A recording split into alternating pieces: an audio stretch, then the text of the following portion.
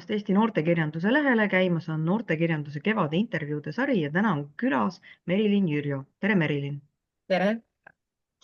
Ma saan aru, et sina alustasid kirjutamisega juba väga-väga varakult. Nii et sa juba päris lapsena teadsid, et sinust saab kirjanik või vähemalt siis kirjutaja. Ma ei tea, kas ma teadsin, aga see kuidagi lihtsalt tuli, et ma arvan, et kui ma alustasin, ma arvan, kirjutamist sel hetkel, kui ma kirjutamise selgeks õppisin, et hakkasin lugusid kirja panema ja ega ma sel hetkel ju ei mõelnud, et see võiks olla midagi rohkemat kui lihtsalt tore asi, mida mulle väga meeldib teha.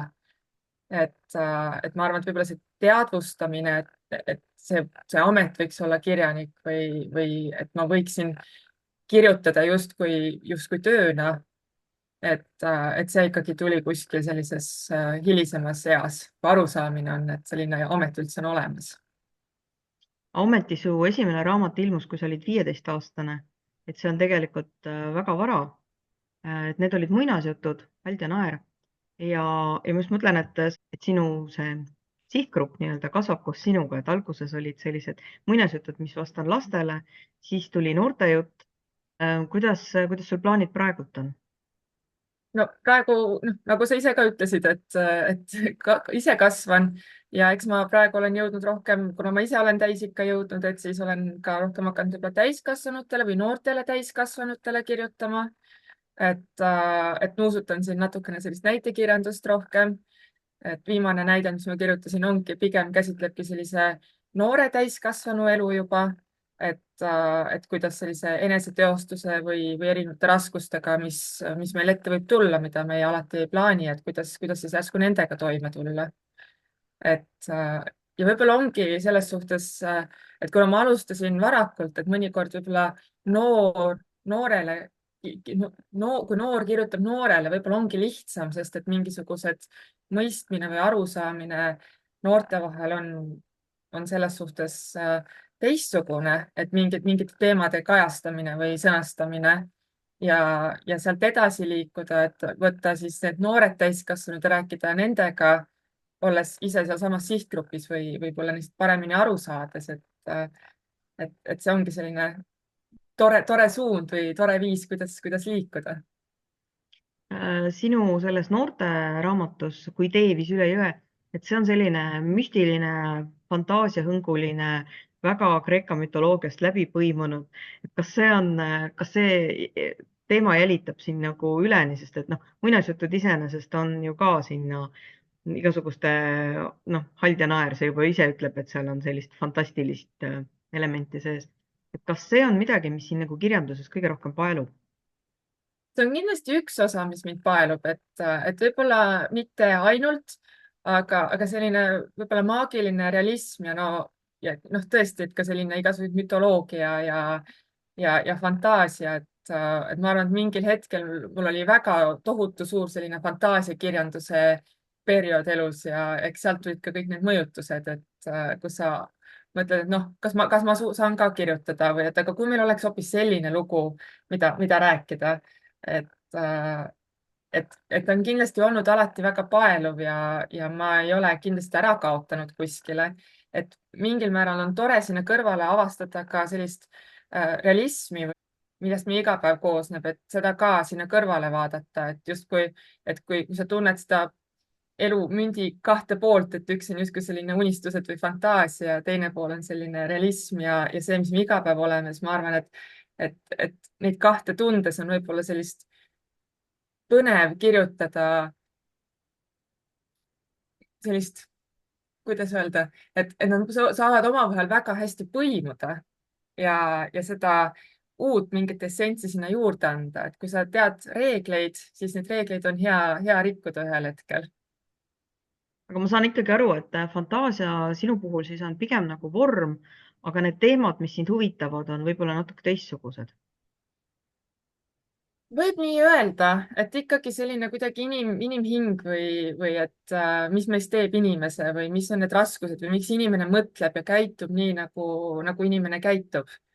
Et ma arvan, et see on ka see lugude kirjutamise see põnev koht. Et kui ma viskan selle tegelase täiesti uude kohta, et mis ta teeb seal siis, et kuidas ta käitub või mis seal siis juhtuma hakkab. Et avastada sellises väga kontrollitud keskkonnas, kuidas keegi võib käituda. see on selles mõttes huvitav alati uurida, et mida nii-öelda kirjanik teeb ülejäänud aja, kui ta ei kirjuta. Et sinu kohta uurisin, et sina oled õppinud psühholoogiat ja sa tegelikult ka töötad sellel alal. Ja siis ma saan aru, et ka teatrikunst on sinna juurde, et see on kõik selline lugude jutustamine. Ma saan aru, et see on lihtsalt sinu puhul leidnud sellised väljundid, et aeg-ajalt sa paned ka midagi kirja. Et jah, et see on jah huvitav, et tegelikult mulle tundub ka, et nad on kuidagi mingisuguse kujundi erinevad küljed, et sest et ju tegelikult ka minu töö psühholoogina on väga palju töötada inimeste lugudega. Et inimese elu on ka ju üks lugu ja me töötame sellega ja lugude kirjutamine on üks lugu ja teater ise on üks suur lugu, et siis, ja kõik nad ju haaravad tegelikult ikkagi inimest ennast. Et inimene on või tegelane on kuskil seal ikkagi keskpunktis. kas ma julgen küsida, kust sa inspiratsiooni saad, et kui sa töötad teiste inimeste lugudega, et kui palju seda tuleb teistest inimestest? No aus vastus on, et eks ikka tuleb, et kindlasti mitte niimoodi, et keegi tuleb oma looga mulle vastuvõtule, mõni patsient ja siis, et tema lugu lõpetab nüüd järgmise. Leiab raamatust selle paar aastat hiljem, jah? jah, et seda kindlasti mitte, aga see, et inimestel on mingisuguseid detaile või nad kujutavad midagi, et noh, kui me räägime, et ma töötan ju vaimsete häiretega suures osas, et siis, et depressioon väga tihti kliinilises pildis on ikkagi depressioon, aga see, et kuidas inimesed sellest mõnikord räägivad või mida nad kogevad, et see loob mingisuguse sellise teadmiste pagasi, millest ammutada võib-olla järgmisele tegelasele mingeid detaile või mingeid jooni. Ja et seda tagasi viia, et vot see nüüd kindlasti oli see inimene, kes seda lugu rääkis, et ma võib-olla ei oska isegi seda teha, aga mingi idee kuskilt võib talletada. Ma just mõtlen, mul on tekkinud selline tunne, et kirjanikud nagu jagunevad kaheks, et ühed, kes lähenevad kirjutamisele läbi sõnade ja teised, kes lähenevad läbi lugude. Et mina vist olen see sõnade inimene, et ma siis näen ka lugude inimest. Väga vahva. Kui palju sind mõjutab näiteks tagasiside sinu tekstidele? Saad sa seda, jälgid sa seda? Ma jälgin seda ja ma nüüd juba teadlikult ka otsin seda, sest ma tean, et kui ma alustasin, siis see tagasiside ikkagi oli väga-väga hirmus asi, mida saada.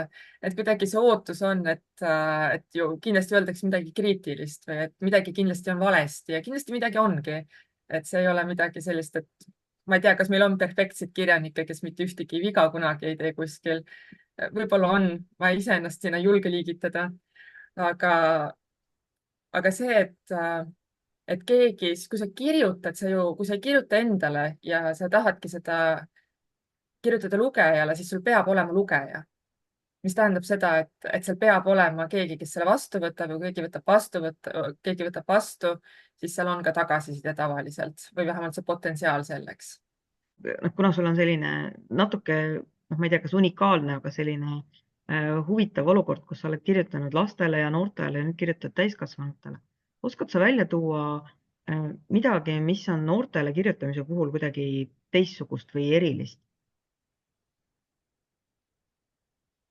Ma ei tea, kas ma saan öelda, et on midagi sellist erilist. Ma arvan, et iga kord, kui sa hakkad midagi kirjutama, et siis sa valid ikkagi teema, sa valid selle viisi, kuidas sa sellest räägid. Et kui midagi on teistmoodi, siis eks noortel on omad raskused või omad küsimused või asjad, mida nad avastavad, et võib-olla mingid asjad, mida täiskasvanud juba teavad, siis noor veel ei saagi teada, sest ta lihtsalt ei ole saanud seda kogeda, ta ei ole veel ju kuidagi arenguliselt jõudnud sinna punkti, et kõike teada, et ka see kirjandus võib-olla ei pea olema või ta võib avastada koos noorega mingisugust maailma, mis võib-olla täiskasvanu jaoks on juba eksisteerib. Ja kui võttagi see uuriv positsioon koos noorega, et siis võib-olla see oleks see eripära. Noorte jaoks on kõik uus või esmakordne vist, esmakordne on see. absoluutselt. kuidas see sinu kirjutamise protsess toimub? On sul mingisugused sellised kirjutamise rituaalid või sa oled selline metoodiline, istud laua taha, nüüd on kirjutamise aeg ja lihtsalt kirjutad? Kuidas sa üldse kirjutad, kas sa kasutad paberit, pliiatsit, arvutit? Kasutan arvutit, et ma paberit ja pliiatsit kunagi ju sai alustatud, et ikkagi paberile pliiatsile kirjutamine, aga täna ma kasutan valdavalt arvutit, sest et sealt on ka kergem mingeid asju kiiresti leida, otsida. aga mida ma ka kasutan väga palju, on tegelikult tahvel, ehk siis mul on laua kõrval tahvel, suur tahvel, kuhu ma tegelikult lisandan siis jooniseid, et mis kus juhtuma hakkab, mis seosed kuskil on, veel mingisuguseid märkmeid, et mul on mingi värvikoodid, et millega midagi kirjutada, et silm saaks kiiresti haarata. et mulle tundub, et ma olen kujunenud selliseks arhitekti tüüpi kirjutajaks, kus kõik tuleb ikkagi enne läbi töötada, et ma tean, kuhu ma hakkan liikuma või mingisugused verstapostid, et loomulikult see põnevus, et mis võib juhtuda või mingeid üllatusmomente, absoluutselt, et need on väga toredad, neid on väga vahva ise ka avastada seal. aga see, et ma tean põhiasju, et mul on põhisündmused paigas, põhisiht, kuhu ma liigun, et see on hästi oluline. Milline sinu meelest on hea lugu? Mis komponendid tal on, kas seal on midagi, mis kindlasti on sees, võib-olla hea lugu omab näiteks mingit kindlat žanri sinu meelest?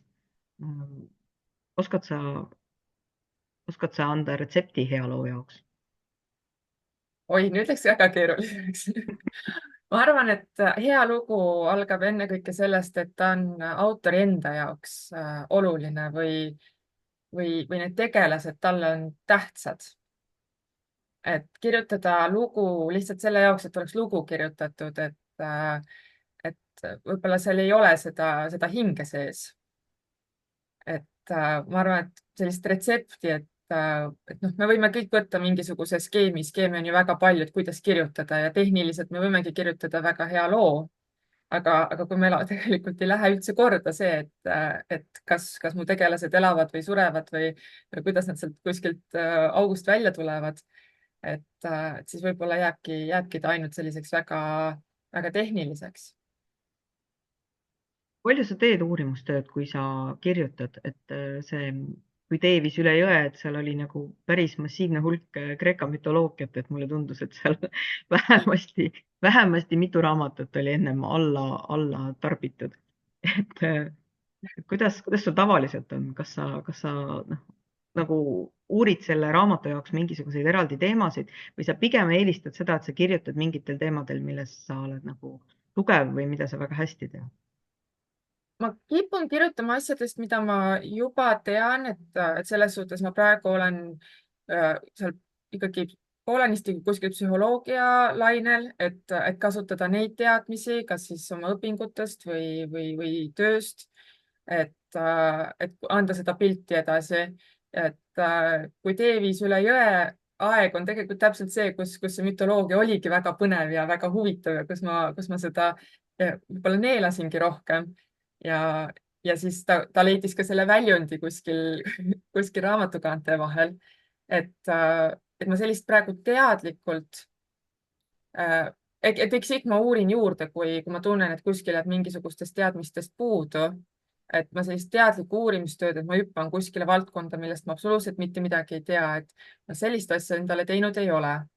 aga ma selles suhtes ikkagi usun seda uurimistöö olulisust. Et kui kirjutada millestki, siis tegelikult noh, sa pead ikkagi teadma, millest kirjutada ja endale mingid põhiasjad peab kindlasti siis selgeks tegema. Kuidas sinu puhul tundub, kas kirjanik peaks olema ainult kirjanik või kirjanik on selline pigem nagu noh, ma ei taha öelda hobi, aga et ütleme, et ta on nagu kõrvaltegevus või ütleme natuke nagu millegi kõrvalsaadus. Et no sinu puhul ma näen, et ta just täpselt seda on, et sul on see nii-öelda päevatöö olemas. Et mis ma mõtlen, on see, et kas sinu meelest on oluline see, et kirjanik kuidagi elab ja on ühiskonnas veel mingisuguses teises rollis, mitte ainult kirjaniku rollis? ma arvan, et eks ta sõltub ka inimesest, et see on ka individuaalne, mõni vajabki võib-olla ainult seda, et ta saab istuda ja kirjutada ja süveneda ja ei suudagi midagi muud teha. Minu enda kogemus on see, et ju see inspiratsioon ja elu käib ju väljaspool enda laua taga istumist ja enda nokitsemisi, et selleks, et kuskilt saada seda inspiratsiooni või uusi kogemusi üldse, et peab tegelikult kodust välja minema, peab suhtlema, peab avastama, et siis selline päevatöö võib anda väga palju juurde, et üldse saada aru, et kuidas maailm toimib või mis on need üldse need põhiraskused, millega võib-olla inimesed silmitsi seisavad, et muidu, kui me ainult mõtleme kuskil oma pisikeses koopakeses, et võib-olla ühel hetkel me oleme kuskil ennast reaalsusest väga kaugele mõelnud. Ähm, Me tavaliselt siia intervjuu lõppu oleme jätnud need küsimused, et miks on hea kirjutada ja anna mõned nipid. Ma kõigepealt küsin selle, et miks on hea kirjutada ja ma nagu loodan head vastust, arvestades, et sa oled psühholoog, et sind on nagu haritud, et sa peaksid nagu oskama ka teaduslikult põhjendada võib-olla või viitama mingisugustele teaduslikele põhjendustele, et miks kirjutamine on hea või kas ta üldse on hea, et mida ta inimesele annab. Kirjutamine absoluutselt on väga hea, et kui me alustame psühholoogiast, et siis tegelikult selleks, et meie mõtted oleksid üldse, me saaksime midagi mõtetega peale hakata, on meil vaja tegelikult neid verbaliseerida. Verbaliseerida me saame kahel viisil, kas me räägime või kas me kirjutame.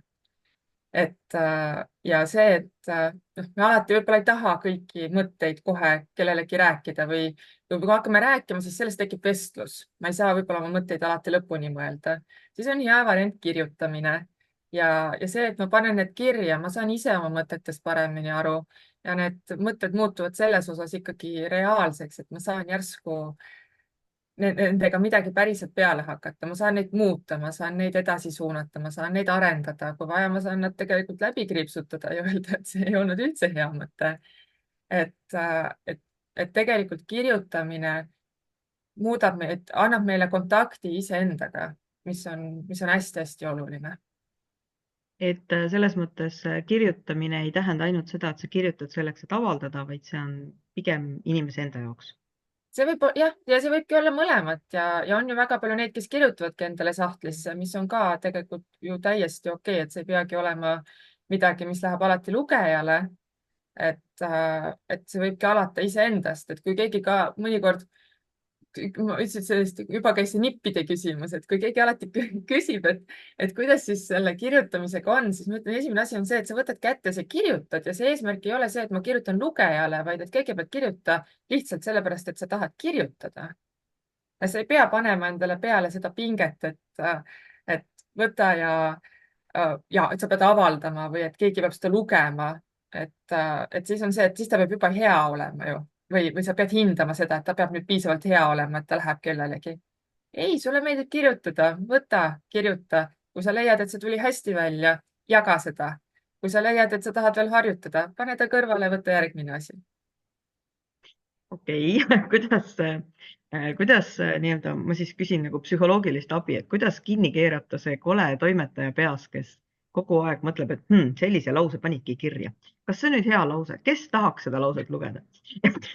Mulle tundub, et see on võib-olla selle esmase kirjutamise juures, kui see inimene alustab, et see on võib-olla see kõige suurem probleem, mis on takistuseks.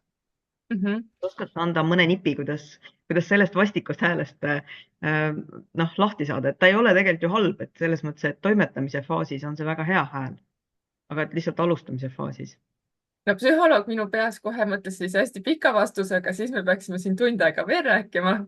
Nii et ma võtan sellise, võtame siis kirjaniku hääle ja võib-olla saab selle toimetajaga kokku leppida, et toimetaja ei pea kuskile minema, aga ta võib võtta väikse puhkuse, sest et ta tuleb niikuinii. Ta niikuinii käib selle teksti lõpuks üle, ta niikuinii vaatab selle lause üle. Las see lause olla seal praegu, et temaga ei juhtu mitte midagi, selle saab hiljem ka läbi kriipsutada. Ja see ongi see tegelikult ka see mõtete suunamine natukene, et las tal praegu olla, mitte midagi ei juhtu. Et tead küll, et sa võtad selle sealt pärast ära. Okei, lähme praegu edasi, vaatame, kuhu lugu viib. et selline natukene oma mõtetele, võib-olla oma mõtete korrale kutsumine isegi täitsa teadlikult. Ma olen kuulnud, et näiteks joonistajatel on vahel selline asi nagu tühja lehe hirm. Saan aru, et kirjanikel võib-olla on ka, et ma saan siis sinu jutu mõttest praegu niimoodi aru, et ükskõik mis lause, las ta läheb sinna, et siis ta teeb seda, et sul on see lehe peal on juba midagi olemas ja sul on see punkt, kust liikuda. sa saad muuta, kui sul ei ole mitte midagi, siis sa ei saa mitte midagi muuta. kui sul midagi on juba olemas, siis me saamegi sellega toimetama hakata, sest et see, et sa ütled, et see lause ei sobi, et siis on täpselt see koht, kus okei okay,, aga mis nüüd on parem asi, mis ma sinna asemele saan panna. ja see on see, kust me saamegi edasi liikuda. kui mul ei ole mitte midagi, siis ma ei saa ka mitte midagi muuta. Nii, aga see oli väga selline hea ja värskendav ja ma loodan, et see jõuab paljudeni, sest et psühholoog on see, kes ütles kirjaniku suu läbi, aga siiski, et ei ole selline väljamõeldud jutt, vaid on natukene õpitud ja teadusega kinnitatud. Suur aitäh sulle! aitäh sulle!